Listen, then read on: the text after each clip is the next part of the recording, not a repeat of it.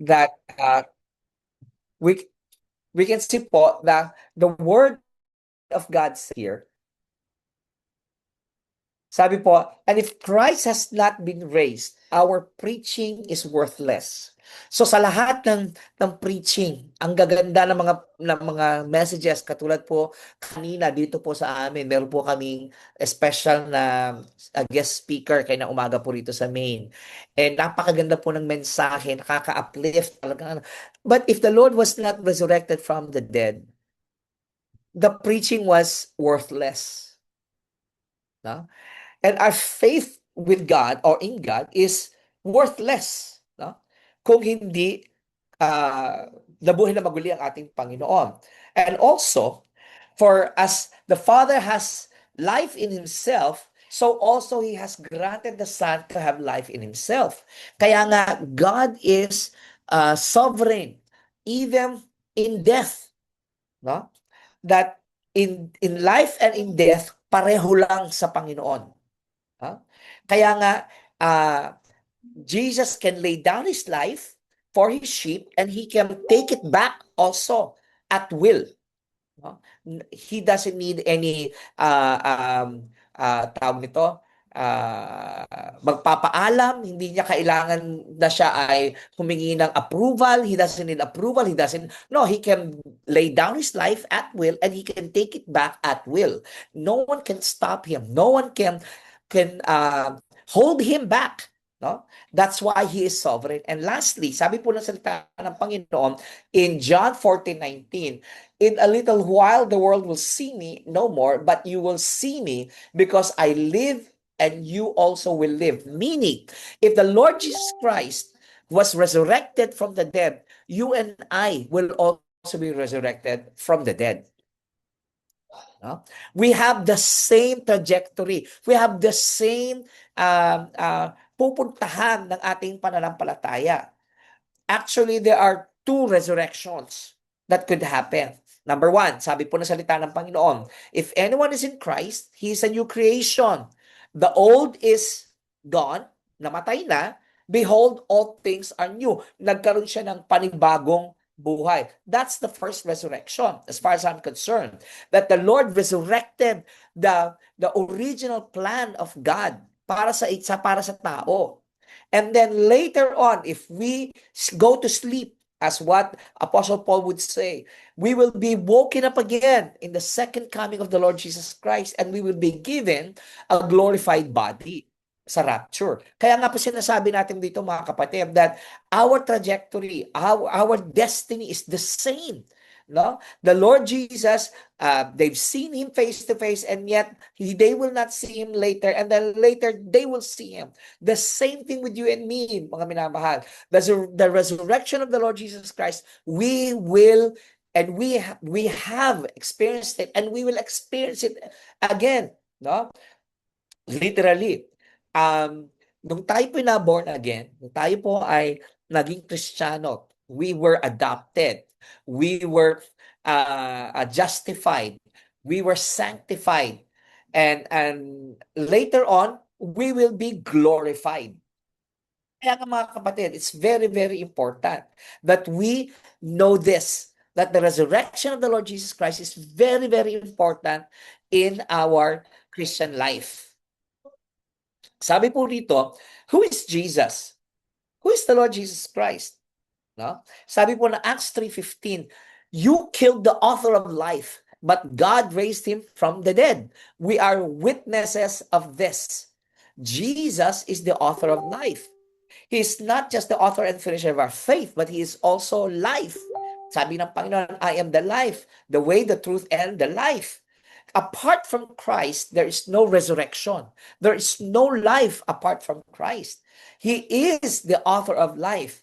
Nakakatuwa po mga kapatid na mayroon ngayong studies na pinapakita that when in the conception of life, sa katawan ng babae, when she becomes pregnant, when she conceives life, na mayroon pong lumalabas na at that time that the sperm cell and the egg cell of the man and the woman come together, a light is switched on.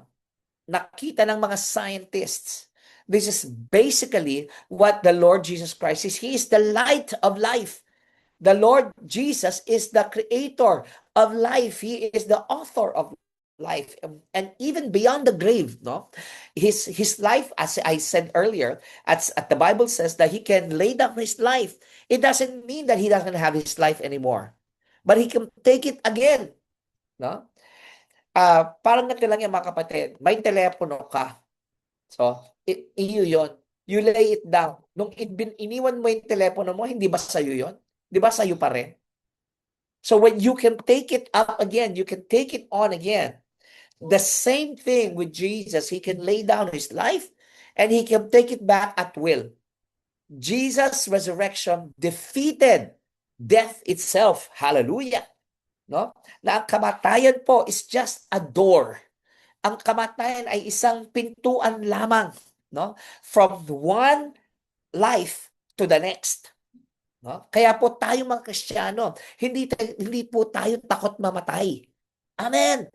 No? Hindi po tayo takot na tayo ay magkaroon ng kamatayan. No? But we know who have defeated death. And also, sabi po rito, Jesus Christ is the first fruit of those who have fallen asleep. He led the way to life after death. No? Sabi po ng 1 Corinthians 15:20, but now is Christ risen from the dead and become the first fruits of those who have fallen asleep. Meaning, He is the model. He is the first one. We've seen that when He died, He rose with a glorified body. Kasi kung isipin nyo, pastor, di ba nauna namang nabuhay si Lazaro kesa kay Jesus? Kasi si Jesus yung nagbuhay ng patay kay Lazaro. However, Lazarus, when he was risen from the dead, after 4 days of being dead, he rose from the dead still with a flesh, with a non-glorified body. Kasi later on, namatay siya uli eh. But Jesus, when he rose from the dead, he had a glorified, sanctified, holy body. And that is exactly what we're going to have when the Lord Jesus comes. Sabi po ng salita ng Panginoon, in the twinkling of an eye, we will all be changed from the corruptible into the incorruptible body. So, tayo po mga minamahal ay ganun din ang mangyayari sa atin. Purihin ang Panginoon. Also, the resurrection of the Lord Jesus Christ is, it transcends Christianity. The faith Christianity transcends death. And it promises na lahat po ng mga followers ng Panginoong Jesus will do the same. Every other religion founded by men who died and never rose again. Jesus became man. He died on the cross, resurrected after the third day, and now is seated at the right hand of God. But the rest of the religion, they were born from a man and died. Walang makapagsasabi na sila ay nabuhay maguli. No? That's why it's very important, mga minamahal, that we are into this. No? And lastly, mga kapatid, sabi po rito, the Word of God guarantees the resurrection of the believers at the coming of the Lord Jesus Christ during the rapture of the church. No flesh, no unregenerated flesh can enter the kingdom of God. Kaya nga po in Revelation chapter 4, when John the Beloved was taken from Patmos and taken into the throne room of God, what did happen? Ang nangyari po is that he fell as if he was dead. Basahin po ninyo, Revelation chapter 4. He fell as he was dead, as if he was dead. Kasi mga minamahal, ang tinatawag na hindi makapapasok po itong makasalanan na laman natin sa kaharian ng ating Panginoon.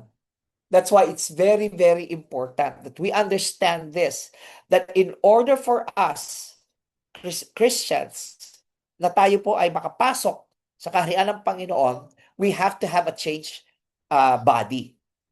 No? And that will only happen during the rapture of the church. No? The rapture of the church. Mga kapatid, isa pa, sabi po sa 1 Corinthians chapter 15:58, therefore, my beloved brothers, be steadfast. Huwag tayong magulmihanan. Be immovable, always abounding in the work of the Lord, knowing that in the Lord your labor is not in vain. Because in the end, ladies and gentlemen, our service to the Lord has been affected by the resurrection of the Lord Jesus Christ. Kumbaga, alam niyo naman mga kapatid, no? It's not, hindi ito lingid sa ating lahat na ang yung lingkod po ay mayroong heart condition. Ngayon mga kapatid, ngayon ko lalong gusto, nagwawala po ako kasi pinipigilan lang ako ni Elder Val. Si Elder Val lang talaga pumipigil sa akin eh. Ako po ay nagwawala. Ako po ay hindi, gusto kong maglingkod sa Panginoon. Gusto kong magturo. Gusto kong pumunta sa mga lugar na dapat kong puntahan. Gusto ko pong magawa lahat yon. Pero because of my heart condition, napipigilan po ako. But I know at the back of my head whether ako po ay maoperahan o hindi. Sa Panginoon tayong lahat. Sa Panginoon naman tayong lahat. No? Lang lahat ng ating ginagawa, malaki man yan, maliit man yan, nagda-drive lang tayo, nag-aayos lang tayo ng pintuan, tayo po ay nag-aayos lang ng upuan, nangangaral tayo, nag-evangelize tayo, nag-mission tayo. Everything is the same in the eyes of God. All of these are services to the Lord. At itinetest po ng Panginoon ang ating service sa Kanya through the fire. No? Na ang kalidad, the quality of our service to the Lord is being tested through the fire. It's being placed through the fire, the testing of God. No? And our service is to be gold, is to be like gold.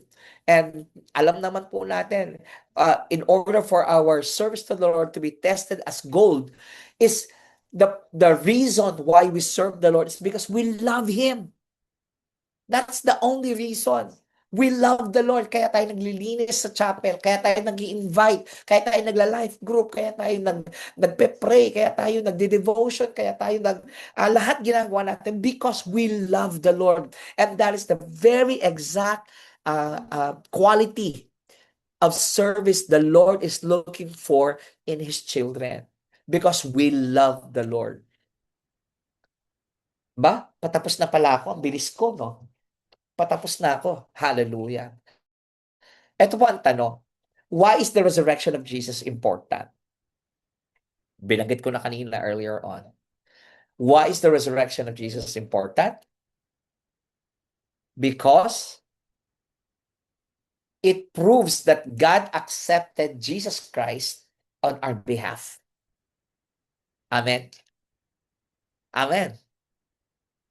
The resurrection of the Lord Jesus Christ proved that Jesus' sacrifice on the cross has been accepted by God. Hallelujah. Hallelujah. Hallelujah. Hallelujah.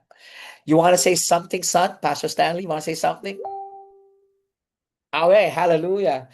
Hallelujah. It is proof, no, that the way of salvation, the plan of salvation has been approved, has been at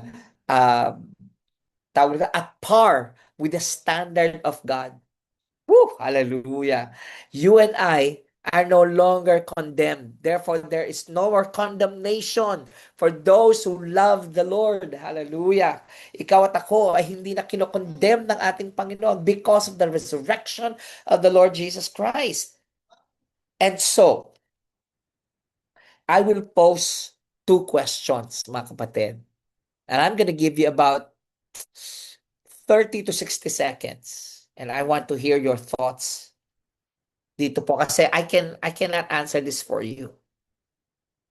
You need to answer this po, no? So tatawag po ako ng mga ilang tao para po masagot po ito mga tao. The reflection. Number one, when did you hear Jesus rose from the dead? No? I'm curious, when did you hear it? And second, what was the ramification or the effect on your faith when you learned the resurrection of Jesus? No? So I'm giving you uh, 30 to 60 seconds, and you can share your thoughts regarding the resurrection of the Lord Jesus Christ. Again, I cannot answer this for you kasi experience po ninyo ito. Your 30 seconds starts.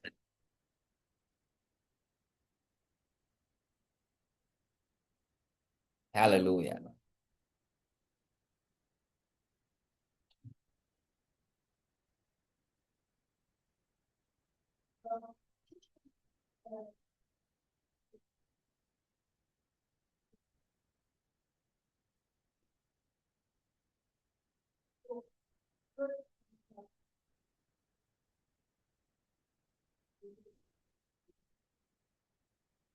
Praise God.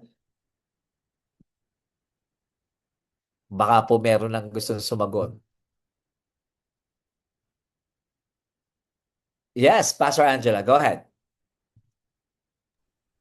Pastor, I heard of the resurrection of Jesus Christ when I was a little girl, maybe 4 or 5 years old, when we used to do Easter plays at the church that I was brought up with in Columbus, Ohio.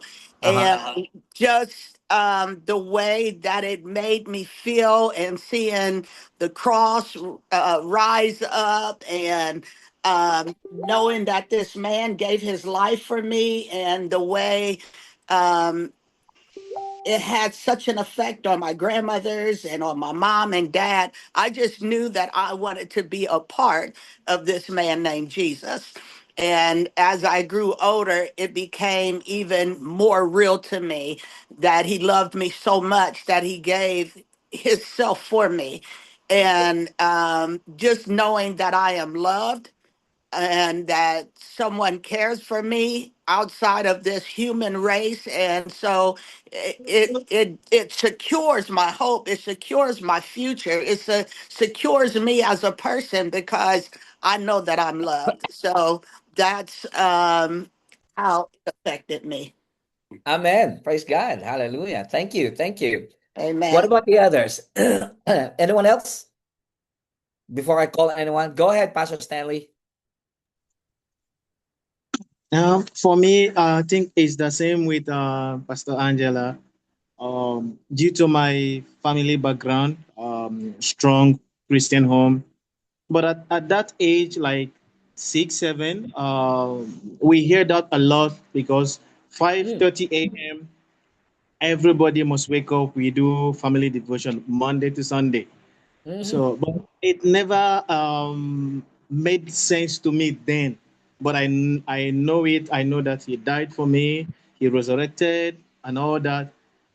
Not until 2012 when my calling started. On top of motor, I had the encounter there. So I saw Mhm. Jesus on the cross. So then when I got home, it came to me now what he did for me and how he died for me. But my faith in him became even stronger knowing that Jesus is alive. I remember 2015 coming to Philippines, the Nigerian immigration told me that this country you're going to is nothing. And I said to the immigration, there is God there. Mm. And as long as there is God in the Philippines, I am okay. So his resurrection gave me this assurance that he is not just alive, but he is with me. Amen. Amen, amen, amen. Praise God. Let us hear from Elder Princess. Elder Wesley, what about you? What's the effect on you Well, nung nalaman mo yon? can you hear me? Yes, yes. Okay. Right. So when did I hear about Jesus resurrection from the dead? I think this was when I was in still in elementary school. Mhm. Um we were, well, unlike the two pastors, I wasn't brought up in a Christian home. So we were still Catholic at that time. So I was in a Uh-huh. Catholic school when I was in elementary, and that's when I know it was taught that Jesus rose from the dead. But Mm. at that time, maybe because I was still young, I remember I was just studying all these things because it's our subject. It's part of the subjects that we have to study, and obviously there are exams, so it's really more on just memorizing it, just reading the text and everything, but not really understanding what's the gravity, the Oo. seriousness of it all. Yes. Yes. But when jumping into few years back in college naman, that's in 2002, no, when I accepted Jesus as my Lord and Savior. um that really made me humbled, knowing how sinful and I'm so unworthy of Jesus sacrifice, Hallelujah. but still he did it for me. Amen. Amen. So Amen. fast forward now, what's the ramification? It's really by His grace that I am here. So all those situation chapters of my life that I've been through, uh, God saw me through all those Hallelujah. situations, and that's really by His grace. And now who could have imagined? I did not imagine that I will be an elder. Yeah. Pero I believe that it's really by God's grace. Amen. That's my short summary or story, Pastor Amen. Roel. Glory to God. Glory to God. Amen. Amen. Thank you so much, Sister Princess. Elder Susan. Praise the Lord. For me po, I first learned about the resurrection of Christ when Pastor Ching shared the gospel with me and explained its meaning. And learning that Jesus rose from the dead strengthened my faith and gave me hope. And it assured me that He is truly the Son of God, that Mm. my sins are forgiven, and that I have the promise of eternal life. And the resurrection changed the way I see life, giving me confidence to trust God and remain faithful even through difficult times. Amen. Praise God. Amen. Amen. Amen. Amen. Amen. Thank you po. Thank you po. Marinig nga natin naman si Elder Marisa. Elder Marisa from Angeles. Kailan niyo po nalaman yung tungkol sa resurrection ng Panginoong Hesus at ano po naging effect sa pananampalataya niyo doon? Good afternoon po at Amen. sa ating lahat. Ako po, nalaman ko po yung resurrection ni Jesus Christ siguro 10 years ago nung nag-church ako. Alam niyo po yun, nung naintindihan ko kung paano niya ako tinubos sa aking mga kasalanan. Kung sino ako noong panahon na yon, Aha. unti-unti niya akong binabago hanggang ngayon. Alam niyo po yun, yung aking faith is anumang sitwasyon, anumang pagkakataon sa aking buhay ay Mm. yung faith ko is nandoon. Alam ko na ang Panginoon ay siyang patuloy na kumikilos sa aking buhay. Ang Panginoon yung siyang aking victory kasi napagtagumpayan na ng Panginoon sa cross ng Kalbaryo ang lahat ng bagay. Purihin ang Diyos po. Sa Kanya lamang po pinakamatasa sa papurit. Pasasalamat po. Amen po. Yun lang po. Amen. Amen. Amen. Salamat po, Elder Marisa. I'm gonna ask two more people, no?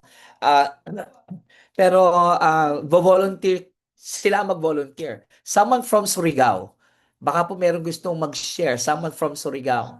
Kailan po ninyo nalaman na ang pagkabuhay na maguli ng Panginoon at ano naging epekto sa inyo noon? Pastor Joy, go ahead. So sa akin, ano lang po, isang mabilisan lang po na ano. So para po sa akin, yung natutunan ko po na doon sa resurrection po ni Jesus is yung may bago akong buhay. May bagong buhay na kung saan yung muling pagkabuhay ni Jesus ay nagbibigay sa akin ng bagong buhay na yung dating buhay na wala pa kay Kristo, dapat wala na po yun. Dahil yun po ay nilibing na kasama po ng ating Panginoong Hesus at ang muling pagkabuhay ng ating Panginoong Hesus ay doon tayo nagkakaroon po ng bagong buhay. At Amen. pangalawa po, yung learn ko po dito sa resurrection po ni Jesus, naging mayroong kabuluhan yung mga pinangahawakan natin, lalo na po yung faith natin, yung pananampalataya natin, hindi nasayang. Kasi kung wala pong pagkabuhay ng ating Panginoong Hesus, nagiging sayang yung pananampalataya natin. Yes. Yes. Yun lang po, Pastor. Salamat po, Pastor. God bless, God bless. Isa na lang po, mula sa Dasmariñas. Baka po meron dyan na taga Dasmariñas na magsasalita. Anyone po? Good evening po, Pastor. Good evening, Pastora. Congratulations sa graduation mo. Thank you po. Amen. At question po, yung una ko pong narinig yung about sa pagkabuhay po ni Jesus. Kasi po, lumaki po ako sa Jehovah's Witness family, yung lolo-lola ko po.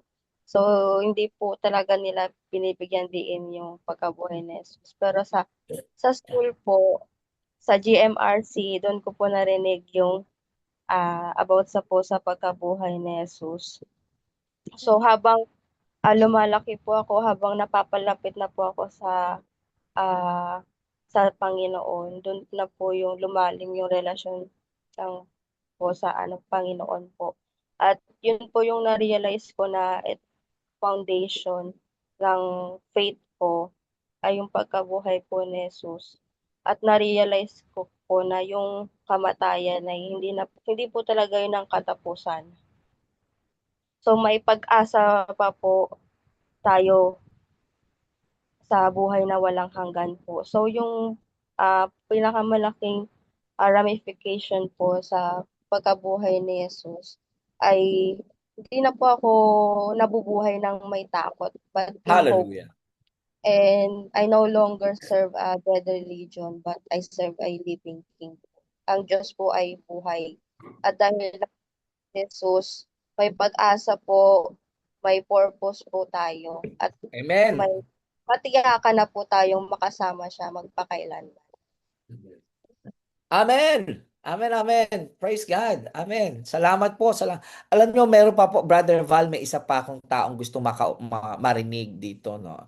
Na marinig din naman natin yung kanyang experience. Yung walang iba po kundi si Elder Orlando. Yan. Kahit na wala nang narinig ka naman namin. Kasi mag-feedback tayo. Unang narinig ko po ang resurrection ng Panginoon ay nasa Saudi na po ako, no? Early age 20 po ako, around 21. Kasi yung unang-unang sa sampa ko sa Saudi, naalala ko si pastor na ngayon, dating elder, si Pastor Tony na nandun na ngayon sa New Zealand. Ay unang narinig ko, nasa baptist ako dati, na unang narinig ko yung yung papuring awit. Siyempre nandun ka sa ibang bansa, nagkaroon na, siyempre mag-isa ka doon, alam mo, nagkaroon ako ng kapanatagan sa aking katawan. Doon ako sumama, sa kanila ako narinig ang resurrection ng Panginoon. At ang epekto nito sa aking pananampalataya, siyempre, katulad ng kababanggit kanina, nawalan na ako ng dating balot ako ng takot sa physical death. Na hindi ko alam kung ano kaya ang physical death. Yung laging iniisip ko, ano kaya madilim, parang pagpikit mo lang, namatay ka na, gano'n. Pero nung nakita ko na ang sabi gano'n, ang Panginoon ay firstborn sa mga muling, sa mga mabubuhay. Siya yung pinakapanganay natin. Siyempre, pag sinabing panganay ng lahat ng mabubuhay, mayroong susunod, at tayo na po yun, at nakita ko. Kaya ang epekto nito sa aking pananampalataya ay nagkaroon ng katatagan, at hindi yung pananampalataya ko na hindi ako titigil din na ibahagi ito sa mga taong naging katulad ko dati na mayroong takot sa kamatayan. nais ko na ang bawat makakasalamuha ko ay mawala din sila sa balot ng pagkatakot sa kamatayan na mayroong pag-asa, no? Yun yung pananampalataya. Kaya hanggang ngayon mga kapatid, no, hindi ako tumitigil sa pagiging evangelism. Nag-i-evangelize ako kahit na saan o kahit na sinong tao na nakakausap ko. Malaki ang epekto nito sa aking pananampalataya at pagsunod sa Panginoon. Amen. Salamat po. Salamat po. Praise God. Hallelujah. At dahil dyan mga kapatid, ay ako po ay magtatapos na sa ating pag-aaral ngayon. However, I am going to ask you to come up with a writing, no? You can send it to me via personal message. PM niyo po ako. How does now that we have been reminded of the resurrection of the Lord Jesus Christ, how does that affect your ministry, your service to the Lord, no? Ano ang naging effect nito sa inyo? Uh, just a testimony po. You can write it down and send it to me via personal message and ating pong basahin yan next week. No po? So, yun po yung pinaka-assignment natin. No? Write down uh, the effect of the resurrection of the Lord in your service to God. No? May it be a paragraph, 5 sentences, or a novel, pwede din. Babasahin lahat ni Elder Val yan. Hallelujah. So yun po, no? So klaro po ano, klaro. So purihin ang Diyos. Palakpakan po natin ang Panginoon. Amen. Baka meron po kayong tanong, meron po kayong clarification, meron po kayong gustong idagdag sa ating pinag-aralan about the resurrection of the Lord Jesus Christ. Anyone? So, Pastor, we still have 17 minutes before 7. So we can have that discussion. Thank you po. Thank you. Anyone po who has any questions, any clarification, any addition? Anyone po? Meron po ba? Or may question Yes. po. So go ahead, Elder Richard.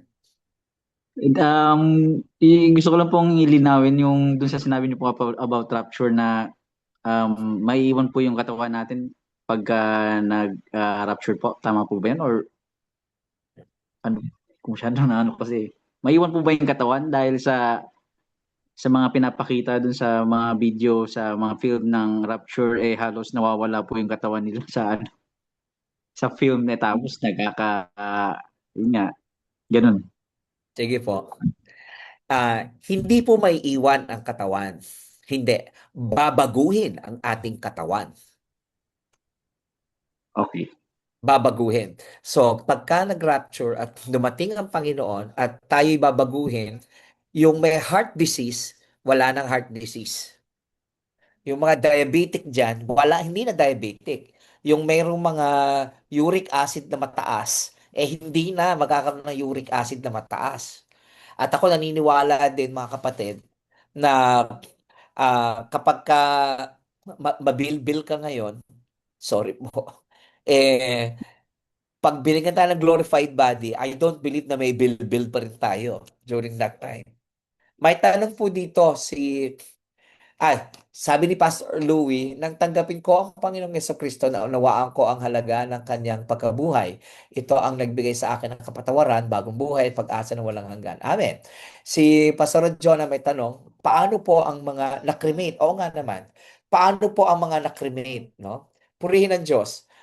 Bago ko po sagutin yan, baka po mayroong kaisipan kayo. What about those people who've been cremated? When the Lord comes, for the rapture, what will happen to those who have been cremated? Meron po bang gustong bigay ng kanyang kaisipan dito? Anyone po?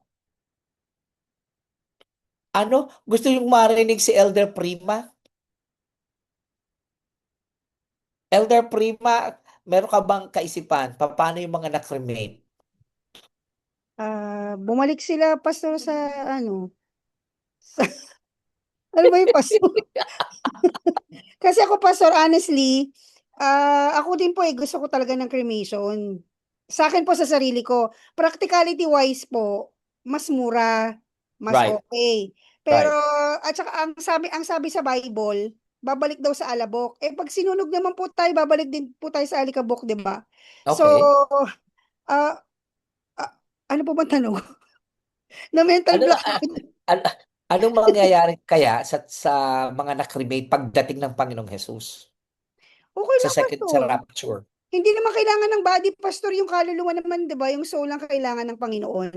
And kapag naman gumawa tayo at alam natin sa atin pong mga buhay na sinunod natin ng Diyos, nag-obey tayo, humingi tayo ng tawad. So, parang wala na pong ano, wala na pag namatay tayo, wala nang silbi yung katawan. Ang kailangan na lang po natin is kaluluwa. At alam ko po, makakasama natin ang Panginoong Hesus pagdating ng panahon. It doesn't matter if we are cremated or hindi po. The fact na tayo po ay tumanggap sa Panginoong Hesus, binago natin ang ating buhay, sinunod ang kanyang kalooban. Yun lang po yung sa akin, Pastor. Okay. Pwede po. Pero bago kayo, si Pastor Louie naman muna. Pastor Louie, go ahead po. Pastor, di ba sabi nga mai-transform tayo sa glorified body na. So those who are cremated, sabi nga, ang importante doon, hindi hadlang ang cremation sa pag-resurrect ng isang tao.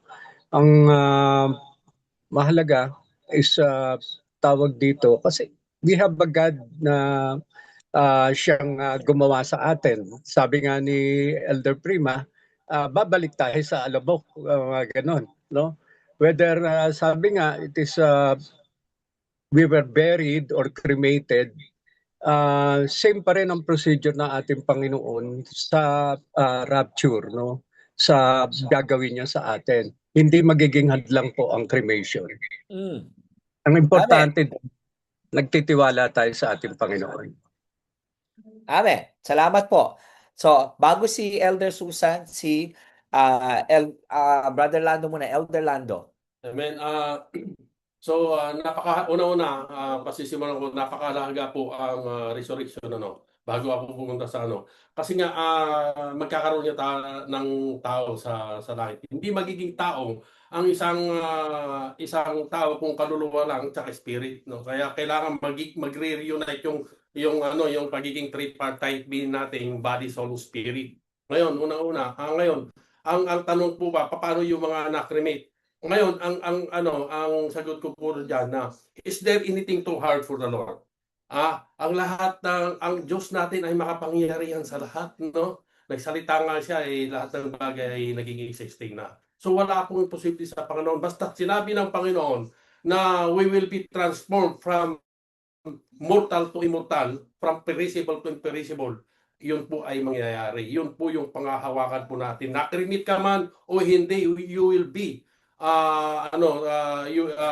we will be transformed from glory to glory, from mortal to immortal, perishable to imperishable po, mga kapatid. Amen. Salamat po, salamat po. Elder Susan, go ahead.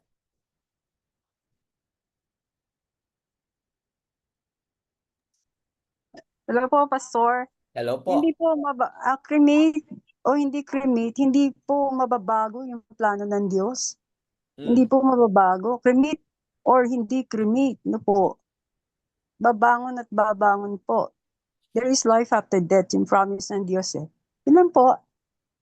Salamat po, salamat po. Ako po, ang aking sagot dito, mga kapatid, is there anything too hard for the Lord? Diba, alam naman natin, nothing is too hard for the Lord.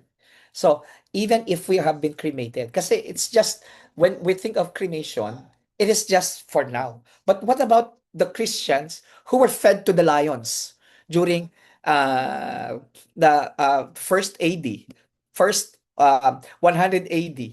Those who have been lost at sea, those who have been sacrificed to the tribes missionaries who went to the mountains and was killed by the tribes there. So nothing is impossible with God. If the Lord can create human from the dust, the Lord can create also a glorified body for the particular person from the dust. So, to me, katulad po ng sinasabi nating lahat, nothing is too impossible with God. Kaya, it doesn't matter kung tayo po ay nakremate o hindi. So, kunyari, katulad po ng asawa po ni Pastora Jonah, si Ian, nasa urn. Masikip ang urn pagka nagkaroon siya ng katawan doon. Joke. Hallelujah. So, walang imposible sa ating Panginoon. Amen. Last call bago po tayo matapos. Baka meron po pong isa pang gustong magsabi. Hallelujah. Add or question or clarify dito po sa atin. Parang may gusto sabihin si Elder Noel eh. Kanina ko pa tinatawag tong mamang to. Parang may gustong siyang sabihin. Elder Noel. Pagod din po, Pastor. Nag-usap din po kasi kami ni Pastor Joy, nandito po sila sa bahay ngayon. Oo nga eh. Yun nga po, kung ako po, sasagutin ko po yan, ibabalik ko lang din po sa sinabi ng Panginoon Diyos sa Bible na He will give us a glorified body. Sa isang blink lang ng eye niya. At alam mo natin na powerful po talaga ang salita ng Panginoon Diyos. At lahat ng binigkas niya na nakasulat sa Biblia ay talagang mangyayari po. At